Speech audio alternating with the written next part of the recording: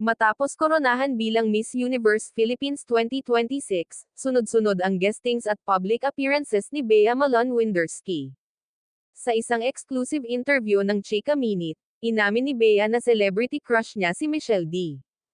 Ayon sa reynang Miss Universe Philippines Queen, super inspired siya kay Michelle, lalo na sa pagiging proud nito sa kanyang identity bilang bahagi ng LGBTQIA+ community. Aniya, as someone who is proudly part of the LGBTQIA+ community, it was just amazing to see a woman who proudly owns her identity and who is also so fashionable.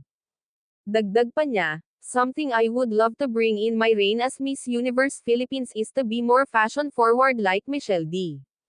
Sa kabila ng hectic schedule, hindi raw niya nakakalimutang isulong ang mga adbokasiyang malapit sa kanyang puso.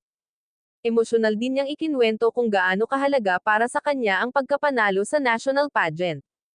Kwento niya, hindi lang daw ito personal achievement kundi representasyon din ng pangarap ng kanyang mga kapwa-kandidata.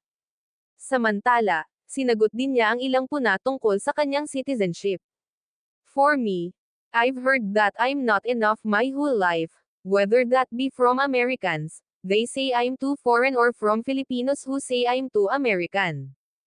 Idinagdag pa niya, at the end of the day, this journey is about being enough for myself and enough for the communities that I want to support. Going global na rin ang peg ng beauty queen dahil todo preparasyon na siya sa inaabangang international competition ngayong taon. I'm ready to make you proud in Puerto Rico. I promise to work hard and really make our country proud. Bago pa man maging bahagi ng Miss Universe Philippines, sumali si Bea sa Miss Earth USA 2024.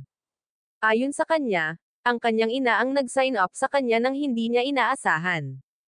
Higit sa lahat, bukod sa pagiging maganda, may pangarap din siyang maging abogado. Kasalukuyan siyang nag-aaral para sa law school entrance exams, na nagpapakita ng kanyang determinasyon sa akademya.